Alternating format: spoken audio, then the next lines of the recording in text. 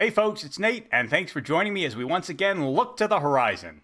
Today, I'm actually not going to talk very much about Night Train to Hardwick because I have joined a writing workshop. And you may find that kind of odd. You're saying to yourself, Nate, you've been writing fiction for what? 8 years, 9 years now? And that's just the stuff you shared with the public?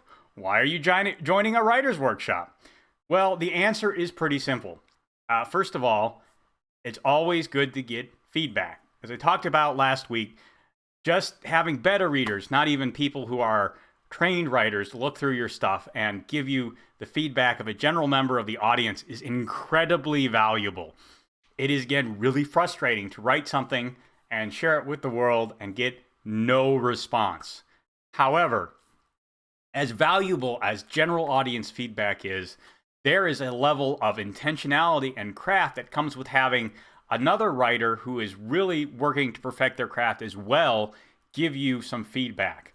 The specific workshop that I am in is run by Michael Kritzer, or Professor Geek as he is known here on YouTube. He is an MFA. He has written his own fiction, which I have read and is quite good. He is a very skilled writer, and it is very useful to be able to have him look through something and offer feedback, especially from a highly trained academic analytical standpoint.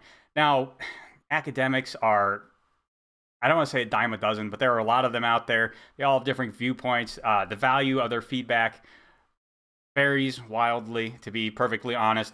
However, again, I have read Professor Geek's fiction. It's quite good. I'm looking forward to having this feedback. But since this is a writing workshop, the goal is to start with specific writing prompts, write something, and then submit it. So I'm not just submitting something I'm currently working on. That's why I've kind of taken part of this week off to write that. I'm writing the opening of a new story, and it is actually the fourth story in the Roy Harper adventures. I am somewhat ahead of the curve in ideas, and I'm not just working on Night Train to Hardwick. I've already outlined the third story, and I have some ideas for how I want that to unfold. The fourth story, I only have a very basic idea, so I think that will be a good project to work on for this writing workshop.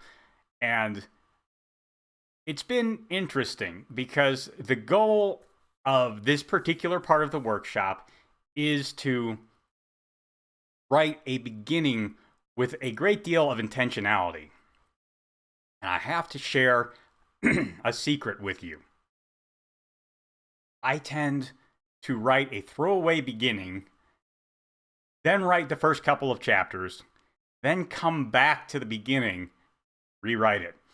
Because I almost never like the beginnings of my stories once I'm into them. And it's been very different having to just write a beginning, knowing I am going to submit it, and it's going to be reviewed. I'm going to get feedback on it, and I'm not going to go any further in the process until all that has happened.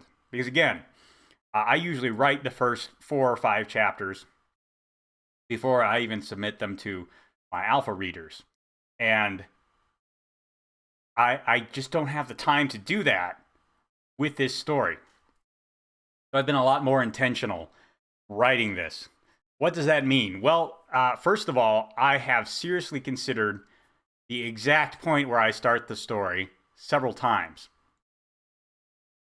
There's a belief that you should start at the most exciting part of your story. There's a belief you should start at the part of the story that best leads into rising action.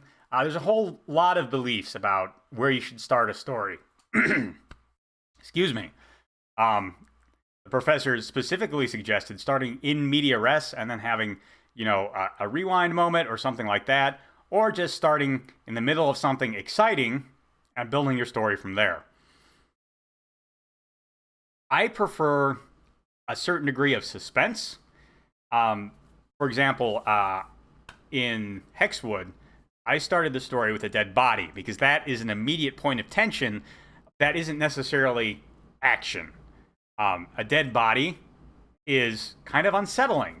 It raises a lot of questions. It introduces mystery and suspense, but it isn't action. At least not, certainly not in the traditional sense. I mean, they just sit there, unless this is a zombie story, in which case they walk around slowly.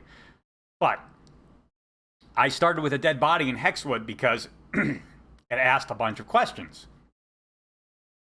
In this story, I don't have that luxury. There's really not a whole lot of place for that kind of suspense or questioning. But I did need a certain amount of basic character exposition before we dived into it. So how do I approach that? How do I raise questions and build suspense and keep people invested and gripped in the story while still doing that basic framework before we dive into the real meat of the story? Came up with some interesting answers to that. The biggest one is, since I approached the Roy Harper stories with the viewpoint of looking at one character, Roy Harper, through a whole bunch of different points of view, I began by introducing a viewpoint, a new viewpoint, a hostile viewpoint. And I felt that was really the hook that I needed to make the beginning of the story interesting. And I hope it works. I guess I will wait. I have to wait and see till I get some feedback on that. But I think it's a good hook. And it lets us look at the outside in from the point of view of someone who is planning a hostile or malicious act against the protagonist. I think that will be strong. We'll see. I'll let you know how it turns out. In the meantime, if you have some thoughts about starting stories or how you think I should start a story rather than a hostile viewpoint, or if you see some downfall in that, go ahead and mention it in the comment box down below. I'd love to hear it from you. You can hit like or subscribe as you see fit, and I'll talk to you later.